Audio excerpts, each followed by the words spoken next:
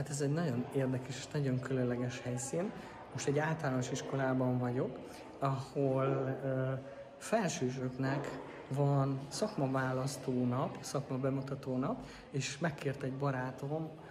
hogy ide jár a 5-es kisfia, és segítsek nekik bemutatni azt, hogy milyen az orvosi szakma, és erről meséltem, és ehhez hoztam egy pár alkatrészt is. Most ment el az első osztály, akiknek tartottam ezt az előadást, ők 5-esek voltak, és azt mondták, hogy nagyon tetszett nekik, az volt jó, hogy sok kép is volt, meghoztam ilyen berendezéseket, és ezeket meg tudták nézni. Nagyon örülök neki, mert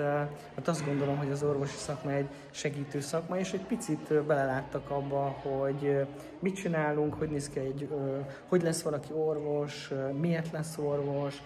mennyit kell tanulni, hogy néz ki egy orvosnak egy napja, úgyhogy nagyon örültem a felkérésnek, és nagyon cukik voltak a 5-esek, nagyon aranyosak voltak, jó sokat kérdeztek, meg így jó kérdések voltak, úgyhogy mindenkinek ez szerintem nagyon jó program.